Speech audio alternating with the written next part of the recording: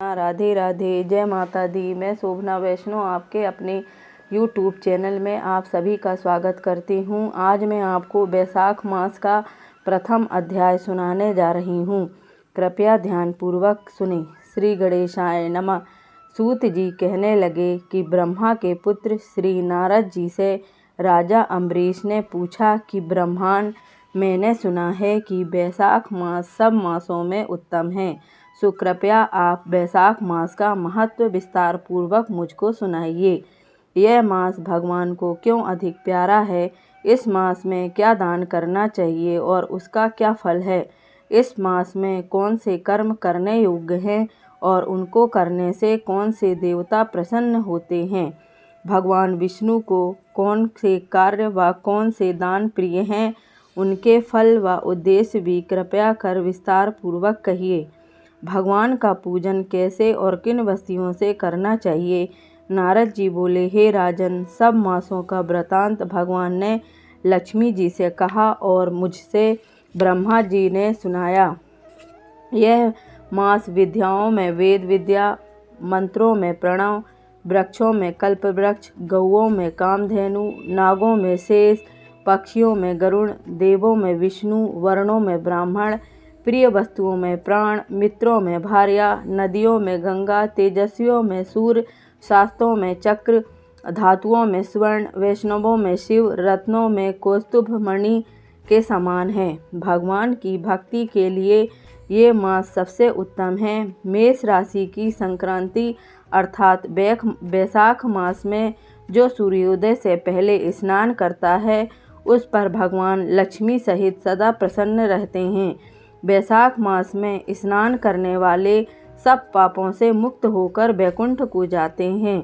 इस मास में सूर्योदय से पहले जो एक बार भी स्नान करके या स्नान के निमित्त एक पग भी चलता है, उसको कई एक अश्वमेघ यज्ञों का फल मिलता है। वैशाख मास में नगर से बाहर थोड़े से जल में भी स्नान करने से यम आज्ञा से उनके पापों का नष्ट हो जाता है। विष्णु भगवान की आज्ञा से वैशाख मास में सूर्योदय से 6 घड़ी तक सब तीर्थों के अधिष्ठाता देवता जल के बाहर मनुष्यों के लिए ठहरते हैं, परंतु इस समय तक जो भी स्नान करने के लिए नहीं आते, उनको श्राप देकर फिर वह अपने धाम को चले जाते हैं। इसलिए वैशाख मास का स्नान करना अवश्य करना चाहिए।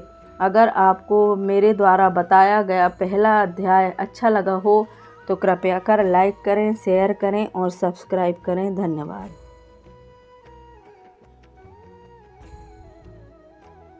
अब मैं आपको वैशाख मास का दूसरा अध्याय सुनाने जा रही हूँ। कृपया ध्यानपूर्वक सुने।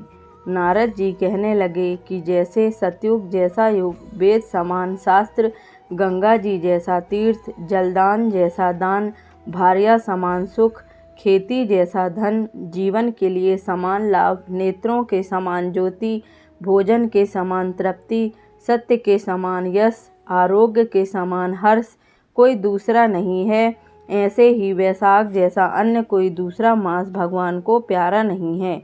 जो इस मास को वृथा गवा देते हैं, वह धर्महीन शीघ्र ही पशु योनि को पाते हैं। संसार में अनेक प्रकार के व्रत तपादि हैं जो अत्यंत कष्ट साध्य हैं और उनसे फिर जन्म लेना पड़ता है, परंतु वैशाख मास में केवल स्नान मात्र से मनुष्य मोक्ष को प्राप्त होता है। सब दानों तथा सब तीर्थों के स्नान का फल वैशाख में केवल जलदान से ही मिल जाता है। जिसमें जलदान देने की भी शक्ति न हो, वह दूसरे से दान दिलवाए, उसका भी वही फल होता है जो पथिकों के लिए प्याऊ लगाता है। वह अपने कई कुलों का उद्धार करता है। प्याऊ लगाने से देवता, पितर तथा ऋषि अत्यंत प्रसन्नता को प्राप्त होते हैं। जो जल की इच्छा हो तो जलदान, जो पवन की इच्छा हो तो पंखा वैशाख मास में दान दें। जो प्यासे को जल पिलाता है, वह राजसूय यज्ञ का फल प्राप्त करता है। जो धूप और पसीने से व्याकुल ब्राह्मण की पंखे से हवा करता है, वह सब पापों से रहित हो गरुड़ के समान हो जाता है और ब्राह्मण को पंखा दान न करने वाला अनेक प्रकार के वातादि रोगों से दुखित हो नरकवास करता है। जो थके हुए ब्राह्मण पर कपड़े से भी हवा करता है वह पापहीन होकर भगवान की सायुज्य मुक्ति पाता है, और जो शुद्ध हृदय से ताड़ का पंखा दान करते हैं वे सब पापों से मुक्त होकर वैकुंठ लोक को जाते हैं। जो इस मास में खड़ाऊ दान करते हैं वह यमदूतों का तिरस्कार करते हुए वैकुंठ को पाते हैं। जूते दान करने वाले को न इस संसार में दुख होता है और न ही नरक यातना भोगनी पड़ती है। ब्राह्मण के याचना करने पर खड़ाऊ का दान करने वाला राजा होता है, जो मार्ग में आश्रय के लिए घर बनाता है। उसका फल ब्रह्मा भी वर्णन नहीं कर सकते। जो अतिथि ब्राह्मण को भोजन करावे उसका फल का भी कोई विस्तार नहीं। अन्न दान पाने वाला अपने माता पिता को भी भूलकर दानी ही को अपना सर्वस्व मानता है।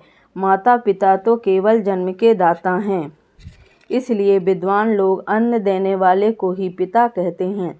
अगर आपको मेरे द्वारा बताया गया वैशाख मास का दूसरा अध्याय अच्छा लगा हो तो कृपया कर लाइक करें, शेयर करें और सब्सक्राइब करें। धन्यवाद।